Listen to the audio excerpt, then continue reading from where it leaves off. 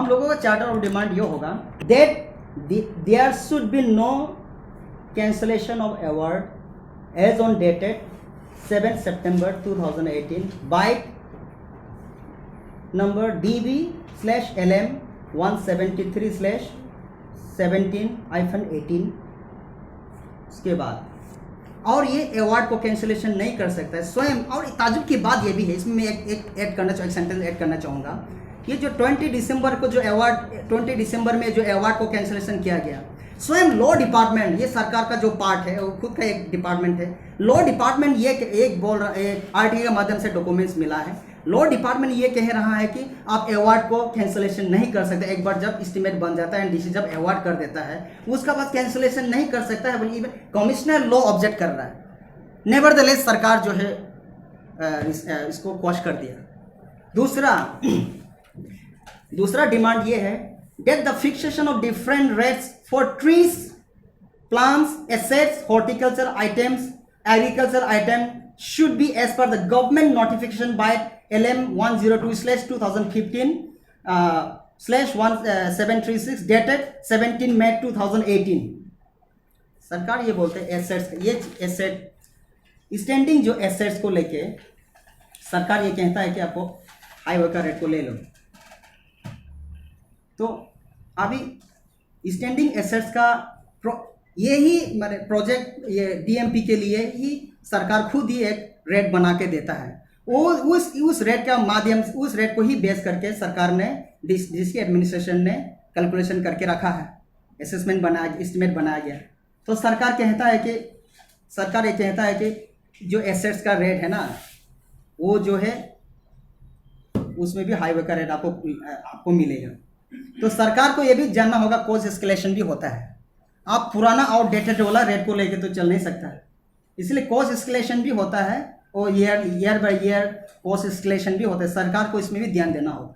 दूसरा पॉइंट ये है, डिमांड ये है that the value of multiplication factor should be determined as per the schedule of the right to fair compensation and transparency in the land acquisition, rehabilitation and resettlement act 2013 and as per the government notification by LM/20/2005 part dated July 2016। ये है। तो दूसरा point ये है, demand ये है the value of trees and plants as determined and estimated under section 28 clause 2 and 29 clause 2 of the LARA Act 2013 or government notification dated 28 September 2012 LM 134/2011 part should be maintained।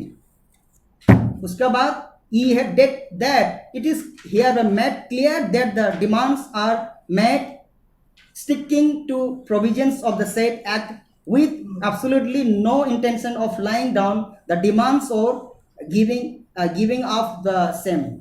तो अगर ये सरकार हम लोगों का ये 5 जो डिमांड्स है उसको मान लेता है, तो हम लोग केस को जो रीट पिटिशन फाइल करके रखा है उसको विड्रॉ करने के लिए तैयार है। लेकिन सरकार ये जो हमारा जो मांगे है उसको अगर फुलफिल नहीं करता है तो हम लोग का कोर्ट में बैटल जारी रहेगा। उसके बाद बैटल जारी रहेगा और हम लोग भी ये नहीं चाहता है कि हम लोग का बैटल कल चलते हैं प्रोजेक्ट जो है पीछे चला जाए। हम लोग भी नहीं चाहते, हम लोग प्रो प्रोजेक्ट है और प्रोजेक्ट को जल्द से जल्द बांधते हुए देखना चाहते हैं हम लोग भी। बट हम लोगों का जो कंपेंसेशन है उसको एनी हाउ सरकार को देना पड़ेगा। दिबांग बिल और लोअर दिबांग बिल एनएसपीसी में अगर नहीं देता है और ट्रीज एंड प्लांट्स का बिल को भी नहीं देता है तो एक प्रेसिडेंस बन जाएगा होल अरुणाचल में।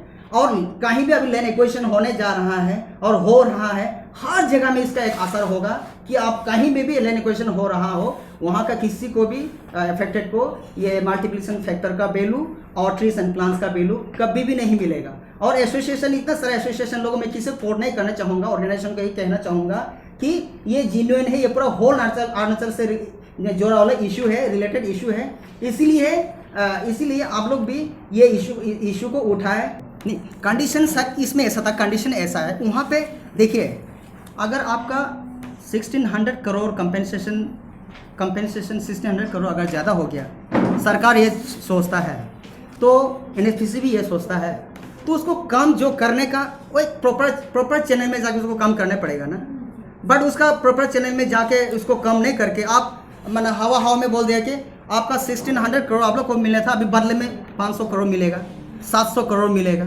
अब जामीन जो इफेक्टेड लोगों का है बेचारा, जिन्होंने 20 साल तक वहाँ पे NSPC का हो गया मान के वहाँ पे अभी तक खेती उतनी नहीं करे, चुपचाप बैठा हुआ है, इतना 20-25 साल से संघर्ष कर रहा है, उनका हित में बात नहीं करके यहाँ पे ऐसा बोला जा रहा है कि 1600 करोड़ ज़्यादा हो गया, इसको जो है घटा के 500, 600, 700 करोड़ में लेके आने। और 500, 600 करोड़ में अगर लेके आने के लिए आप सोच भी रहा है तो उसका लॉजिक क्या, उसका पीछे में लॉजिक क्या है वो तो बताना होगा।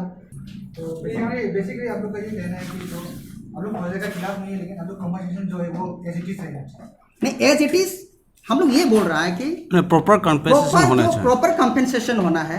हम लोग एज पर जो प्रोविजन में है उसी को ही मांग रहा है, आउट ऑफ प्रोविजन हम लोग का कुछ क्लेम हम लोग मांग ही नहीं रहा है। उसमें एक गवर्नमेंट का एक नोटिफाइड रेट है। अभी जो 500 करोड़ आपको जो देगा बोल रहा है वो उसमें प्लान्स एंड ट्री आ रहा है ना, नहीं आ रहा उसमें। सरकार उसमें प्लान्स एंड ट्रीज को हटाने चाह रहा है गवर्नमेंट, मल्टीप्लिकेशन फैक्टर को भी हटाने चाहता है। उसके बाद में जो इंटरेस्ट है, जब इंटरेस्ट होता है, जब सेक्शन 4 से जब इंटरेस्ट 12% लगते जब अवार्ड तक होता है, अवार्ड तक जोड़ा रहता है, वो 12% भी नहीं देगा बोला सरकार। अभी सब प्रोविज़न का उल्टा जाके सरकार जो है लोगों का जो माने हक को छीनने के लिए जो राज्य सरकार और NSPC जो प्रयास कर रहा है वो सही नहीं है।